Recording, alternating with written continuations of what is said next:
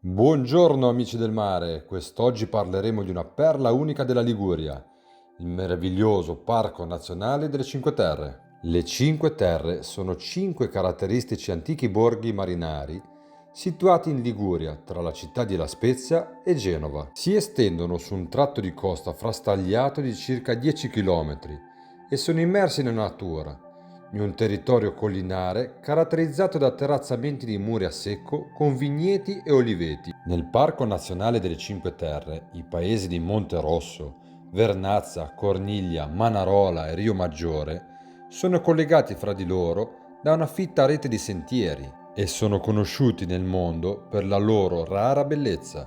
Ma ora conosciamo meglio nel dettaglio i singoli paesi delle Cinque Terre. Monte Rosso al Mare è il paese più grande delle Cinque Terre, i cui primi cenni storici risalgono al 1200. È l'unico dei cinque borghi ad avere un'ampia spiaggia sabbiosa e una lunga passeggiata a mare, con diversi pub e gelaterie.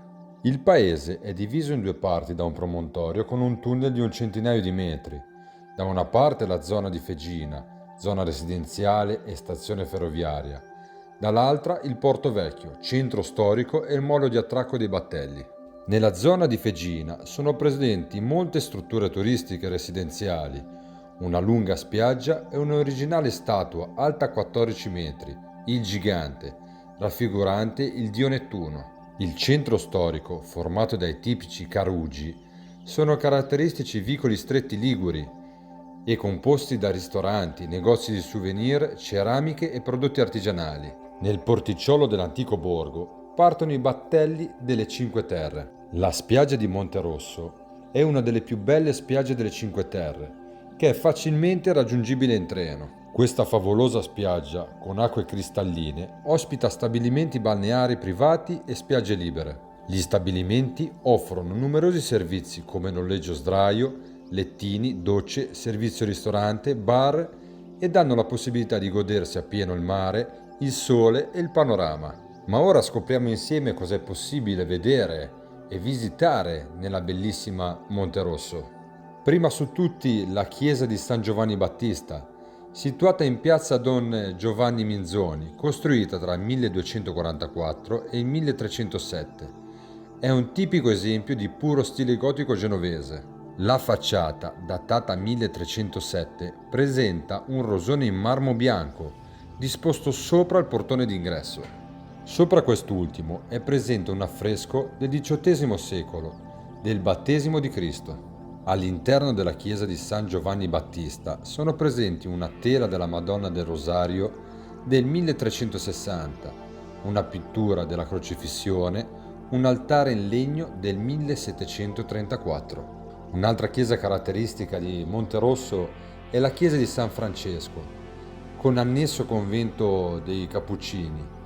Si trova sul colle che divide Monterosso tra la zona Fegina e la zona antica del borgo. È stata edificata tra il 1619 e il 1622, consacrata poi nel 1623. Nella chiesa sono state conservate diverse pitture: un martirio dei Santi Cappuccini, un Cristo schernito di Bernardo Castello e una crocifissione in tela. Troviamo poi la statua di San Francesco d'Assisi, raffigurante il santo che accarezza un lupo e che si trova vicino alla chiesa lungo il promontorio di Monterosso al Mare.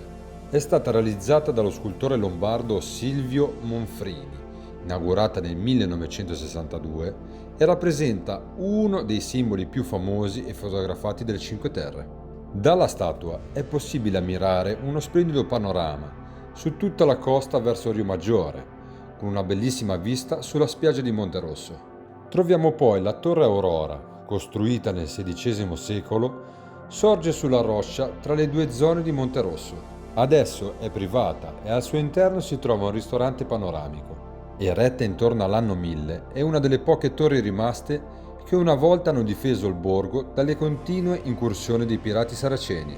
Troviamo poi la statua del Gigante, che è situata al termine del lungomare di Fegina ed è un'opera dello scultore Arrigo Minerbio di Ferrara. Con i suoi 14 metri d'altezza rappresenta il dio Nettuno, dio del mare, che con il suo tridente in mano sovrasta il mare di Monterosso. Troviamo infine il santuario di Nostra Signora del Soviore, costruita sulle colline di Monterosso alla quota di 418 metri sul livello del mare, le cui origini risalgono al periodo romanico. La seconda delle Cinque Terre è Vernazza, uno dei paesi più belli delle Cinque Terre, famoso in tutto il mondo per la sua atmosfera, che è considerato appunto un gioiello tra mare e roccia. Fondato intorno all'anno 1000, offre un paesaggio unico fatto di muretti a secco e campi a picco sul mare che ne caratterizzano la bellezza. La cittadina è percorsa da ripide e strette viuzze che scendono verso la strada principale e terminano in una piazzetta di fronte al porticciolo.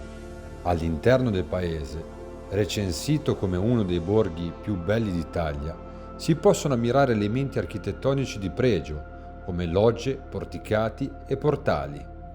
In prossimità del porticciolo, vicino alla chiesa di Santa Margherita, si trova una piccola spiaggetta di sabbia con scogli, dove è stata tracciata un'area dedicata ai nuotatori. Sul molo, punto di attracco dei battelli, della linea Cinque Terre, c'è poi la possibilità di stendere un asciugamano.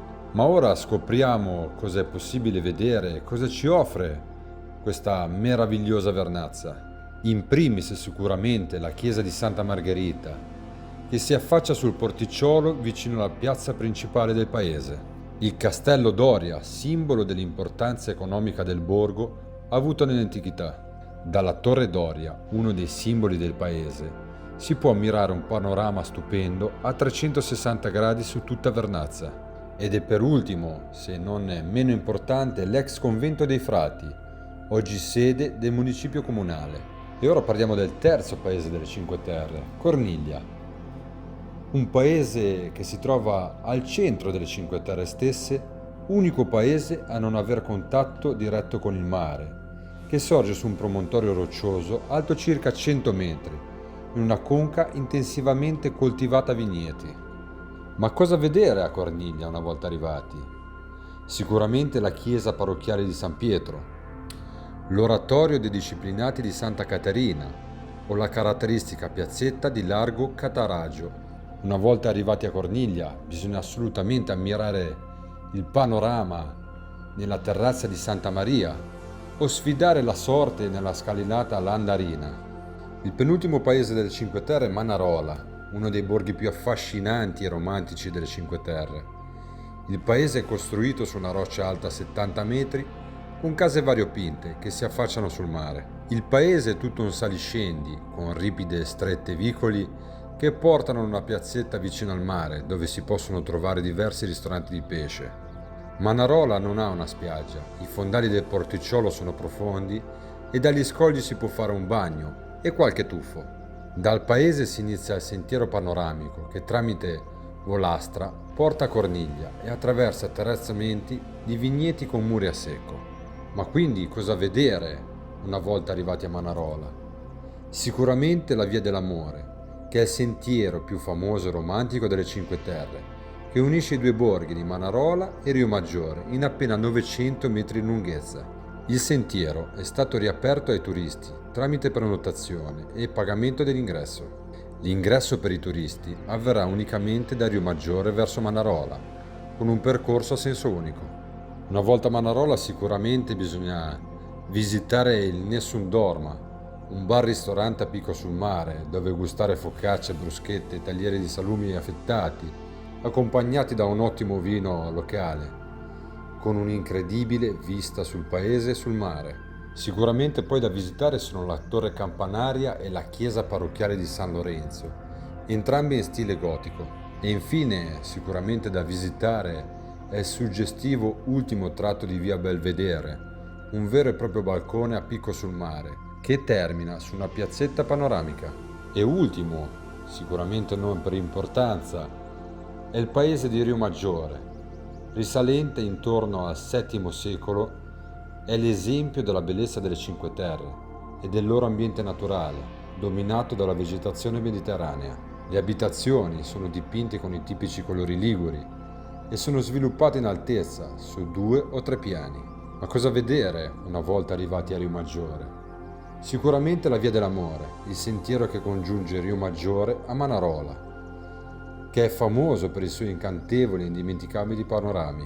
Il sentiero è stato riaperto nel 2024 ed è percorribile dai turisti tramite prenotazione e pagamento d'ingresso con visita guidata. Nel porticciolo di Riomaggiore poi si trovano una moltitudine di barchette variopinte attraccate vicino alla riva.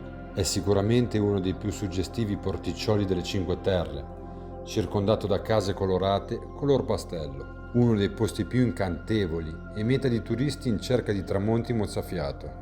La spiaggia libera di Riomaggiore è un'insenatura riparata dal vento che si trova vicino al punto di partenza dei battelli.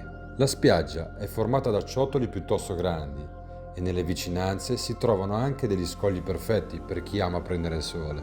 Assolutamente, una volta arrivati a Riomaggiore, è da visitare la chiesa di San Giovanni Battista in stile neogotico, costruita nel 1340. Un'altra chiesa da visitare una volta arrivati è la chiesa parrocchiale di San Lorenzo del 1338, con la sua magnifica finestra a forma di rosa, risalente al IX secolo. E per ultimo, assolutamente da visitare, il castello di Riomaggiore, costruito nel 1260, che sorge su uno sperone montuoso che separa la parte più antica del borgo, sorto presso la stazione e che gode di un panorama stupendo. Bene amici del mare, quindi siamo arrivati alla fine di questo viaggio all'interno delle Cinque Terre. Nella prossima puntata parleremo invece dell'area marina protetta delle Cinque Terre, quindi mi raccomando non perdetevela. Io vi saluto e vi ringrazio, sono Temossi Giorgio e questo è il mio canale Ligurian Fishing Adventure.